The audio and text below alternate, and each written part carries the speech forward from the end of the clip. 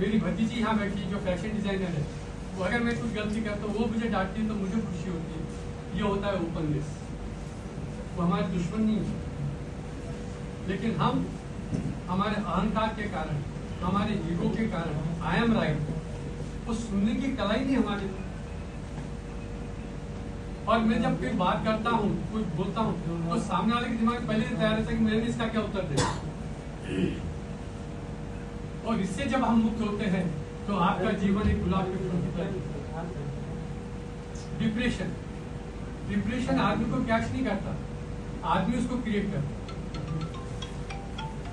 और जब आप प्रेजेंट में आपकी भावना कैसी है, मोमेंट टू मोमेंट आपके इमोशंस कैसे हैं, इसको अगर आप चेक करेंगे तो आपको समझ में आएगा कि आपके साथ क्या होता है। और ये निगेटिविटी ये चलने वाली है, part and parcel of the life है, लेकिन उसको कैसे डिलीट करना, उसका उल्लेख मैंने स्पीकर में किया। हेल्थ वाइज, रिलेशनशिप, मृत्यु को लेकर, मृत्यु का भय हमको इतना कि पूछो मत। और मृत्यु तो हमारा दोस्त है, आपके बुढ़ापे को खत्म कर देता है, आपकी बीमारी को खत्म कर देता है और नया बचपन दे देता है।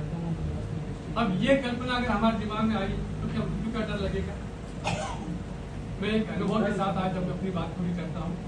मैं हेल्थ अवेयरनेस होने के बावजूद भी हेल्थ का ज्यादा सदुपयोग या दुरुपयोग करने की कोशिश किया मैंने, तो हेल्थ ने मुझे संकेत दिया और मुझे पता ही नहीं चला था कि मेरे को हार्ट अटैक आ गया और मैं क्रिटिकल में एडमिट। वहाँ मुझे पता चला कि और वो योगा करने के बाद उसका ऐसा हुआ कि 20% ही मेरा हार्ट काम था।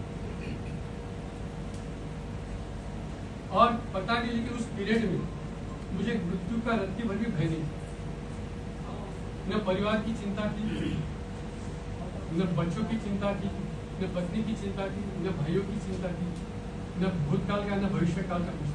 वर्तमान में जब वहां पर था तो मेरे साथ प्रभु रामचंद्र कंधे पे हाथ आके घूम रहे थे, भगवान शंकर मेरे साथ घूम रहे थे, प्रभु महादेव मेरे साथ। तो आध्यात्मिक पुरुष जितने भी थे वो मेरे जीवन में, ये मेरा साक्षात अनुभव रहा।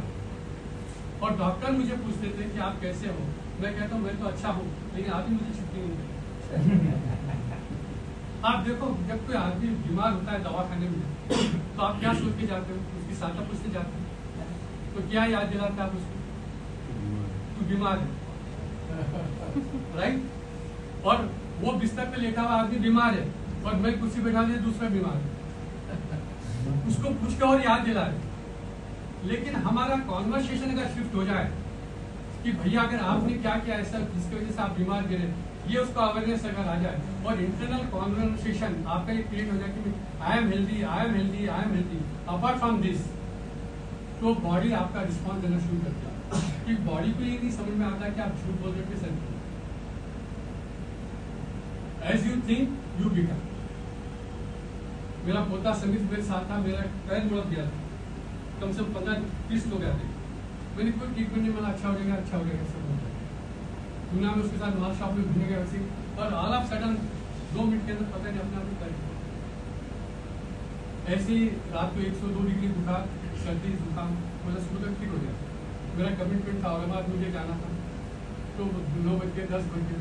फिर मेरे मेंटर को मैंने फोन किया कि ऐसा सर मेरे साथ हो रहा है, मैं क्या करूँ?